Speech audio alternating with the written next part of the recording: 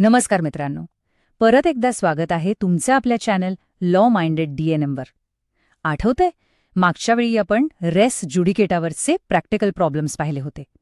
आज आपण सिव्हिल प्रॅक्टिसमधला एक खूपच प्रॅक्टिकल आणि महत्त्वाचा टूल बघणार आहोत, ज्याचं नाव आहे कॅव्हिएट. चला तर मग सुरू करूया. एक सिच्युएशन इमॅजिन करा.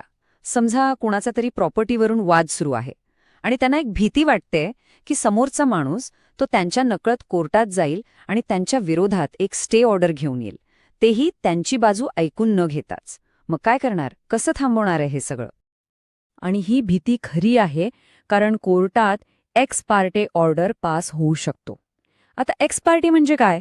हा एक लॅटिन शब्द आहे ज्याचा सरळ अर्थ होतो एकाच बाजूने. म्हणजे जेव्हा दुसरी पार्टी कोर्टात हजर नसते ना, तेव्हा फक्त एका पार्टीचं ऐकून जो काही आदेश दिला जातो त्यालाच एक्स पार्टे ऑर्डर असं म्हणतात. मग ह्या प्रॉब्लेमवर सोल्युशन काय? तर याचं उत्तर आहे कॅव्हिएट पिटिशन.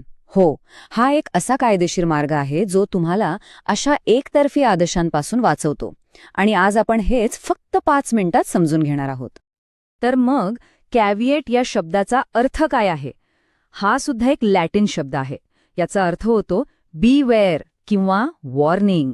मराठीत सांगायचं तर सावधान किंवा ताकीद. सोप्या भाषेत हे आपण कोर्टाला एक प्रकारची वॉर्निंग किंवा सूचना देत आहोत.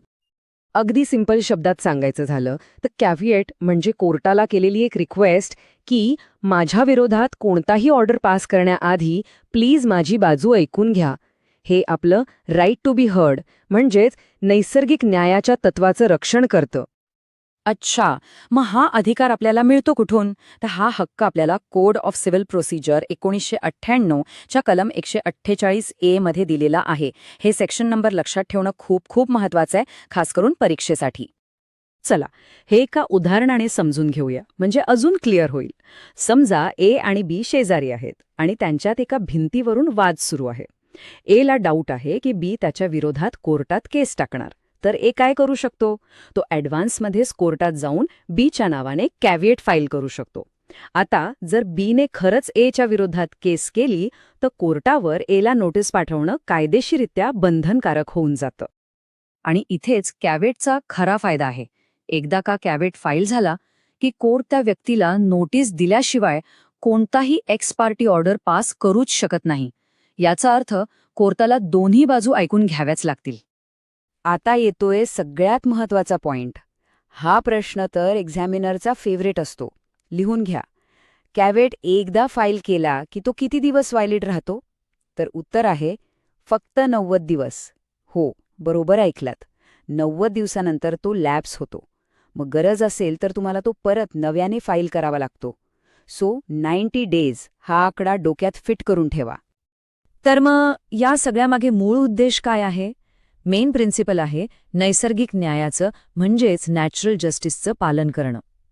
ऑडी अल्टरम पाटम हे जे एक विख्यात लॅटिन तत्व आहे, ज्याचा अर्थ आहे दुसऱ्या पक्षालाही ऐका, त्यावरच हे सगळं आधारलेलं आहे. कोणावरही त्याची बाजू ऐकल्याशिवाय अन्याय होऊ नये, हेच याचं सार आहे. चला, जाता जाता एक्झामसाठीचे की पॉइंट्स परत एकदा बघू. सेक्शन कुठलं? 148A of CPC. व्हॅलिडिटी 90 दिवस. उद्देश्य एक्स पार्टी ऑर्डर्सना रोखणं. आणि प्रिन्सिपल राईट टू बी हर्डला प्रोटेक्ट करणं. हे 4 मुद्दे लक्षात ठेवले की बस. तर मित्रांनो, हे होतं आपलं आजचं कॅव्हिएटवरचं विश्लेषण. आय होप तुमचा हा कॉन्सेप्ट एकदम क्लिअर झाला असेल.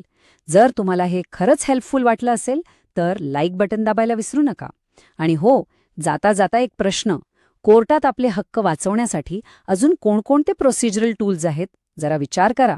अशाच सोप्या भाषेत कायदा समजून घेण्यासाठी लॉ माइंडेड _DNMला नक्की सबस्क्राईब करा.